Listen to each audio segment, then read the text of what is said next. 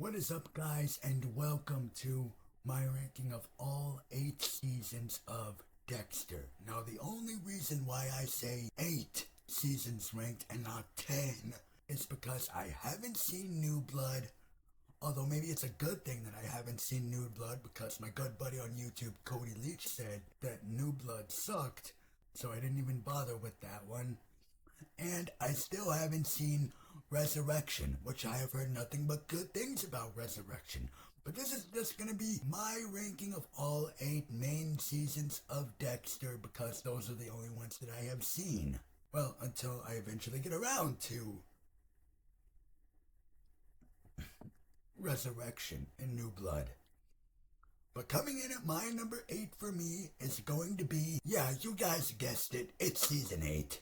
Season 8 is just the worst season in this entire show. Nobody gets closure. Nobody gets a satisfying quote-unquote end because was the original ending of the series. You have this doctor that was brought in, that was the author of Dexter's Code all along, which is a horrible thing to do in a season like this.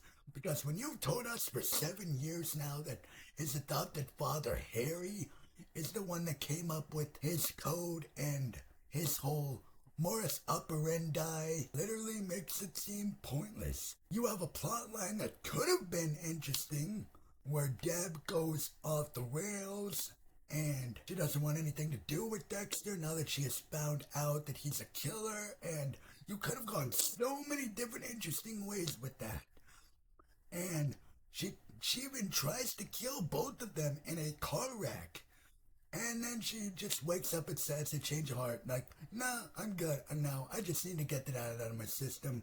We're good now. I'm regular old Deborah again. We're good, brother. We're good. Oh, screw you, season, for doing that. That was so dumb. You have by far the worst mainline villain. That guy is not intimidating. He is not threatening on the level of some of the other villains. Mainly the Trinity Killer from season 4.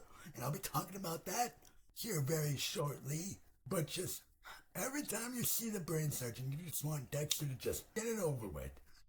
And then the idea of Dexter faking his death, giving up everything in his life that he loves and cares about, and going into self-exile was a good idea on paper. But the execution, the way that it happens, horrible! Horrible! And the fact that none of this was set up throughout the previous seasons, it doesn't feel earned. See, that's the difference between this and Breaking Bad. Breaking Bad's ending, it feels earned. And it was perfectly set up throughout all the previous seasons of the show. And it feels earned by the time you get to the finale of season 5. But with this, no! It doesn't feel earned. It is not satisfying. And then the whole thing, yeah, about him showing up as a lumberjack. That whole thing was just season 8. Screw you. Bringing in my number 7 for me is gonna be season 6. Now, season 6, this was where the guard was definitely up a little bit because of, this was where some of the writing issues started to come into play. You have whole Doomsday Killer with Travis Marshall, which is a good idea for a villain, and the way that the kills in this season are by far some of the goriest and most gnarliest that we have had in the show. And Dexter's whole religious of faith, that could have been a good idea, but at the same time, it really doesn't grow or evolve the character, so what's the point of even having that? Of Deborah being now lieutenant, and the whole worst plot line in this whole dang series by far was Deborah secretly being in love with Dexter and all that stuff when she goes to tell her therapist, and you're just like, why? Why didn't we need this stupid plot line? Oh, they needed to bring in some extra drama for her to figure out the Dexter's secret, and that he's a killer. Oh, screw you for that. Hated that whole plot line. That sucked. So yeah, season 6.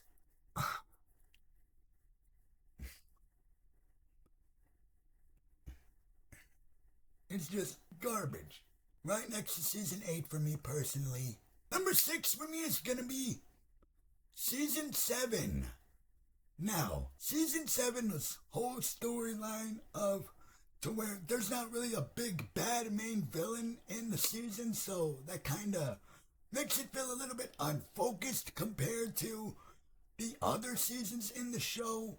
I mean, there is still some cool stuff in here, like the introduction of the character of Hannah, who you figure out that she's also like Dexter and he can open up to her, and even though it's revealed that she's trying to kill his sister Deb, and so he's literally caught between a rock and a hard place, and this is the season where Deb finds out Dexter's secret, although it's kind of too little too late, because you did the obvious final season plotline, what should have been the final season plotline anyway, in season 2 of the show. So it's a little bit kind of too little too late for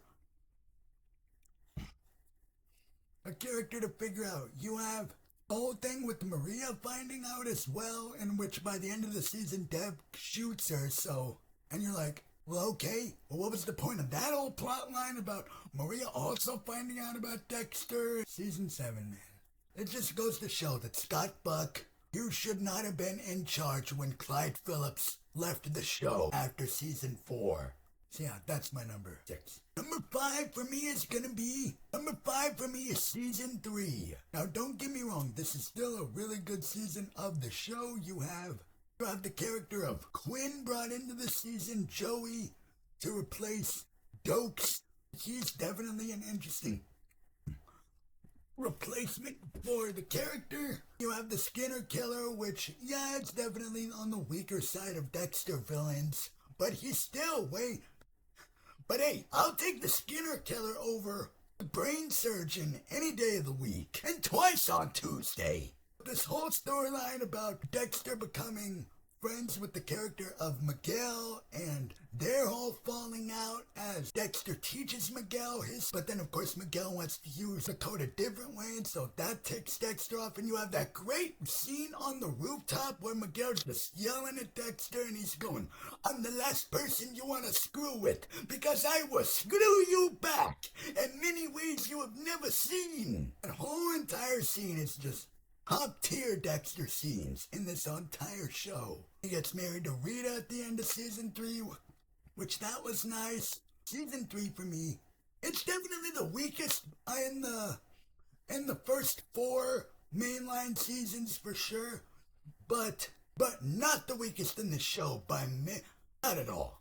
Coming in at my number 4 for me is gonna be season 5.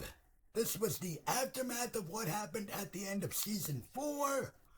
And you have Dexter just really letting out all of his emotions this season, which is of course what had to happen in this season. You have him being like this Avenger character, to where he's trying to avenge this character of Lumen from the villain of the season, Jordan Chase, and he's a pretty cool, interesting villain, and really good idea for a plotline as well, because you have Dexter picking off multiple villains at once, instead of to where it's not just one big bad, he's got like 4 or 5 to take out, and all that was great. You have Quinn being suspicious of Dexter, which obviously went nowhere after this season, so kind of makes you wonder, okay, why did we spend this whole time, and also, why didn't the guy say anything like, I think Dexter's a little bit suspicious, or like, why didn't he say anything to the, again, random little nitpick, I know, but no, season 5 of the non-Clyde Phillips era of the show, season 5 is definitely the best, because it feels the most focused, it feels the most, and it's not jumbling all over the place like the seasons after it did.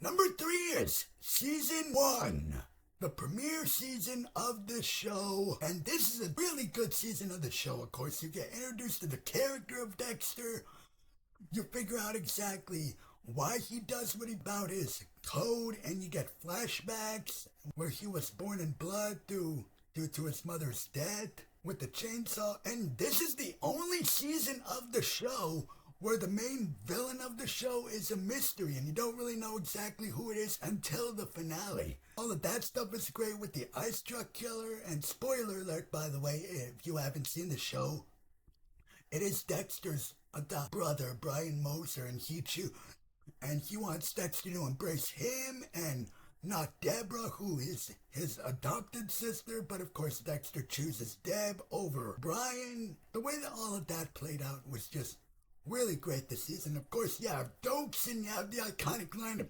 "Surprise, mother effer!" Like, for years, I've always wanted to know where that line came from, because I've heard it so many times, like in memes and stuff, and now I finally know where it came from. It came from this show. Season 1, great premiere season. The top 2 are just a little bit more intense for me. My number 2 is going to be Season 2. Season 2 is a really great season. Carries over all the stuff that you love from the first and into the second season.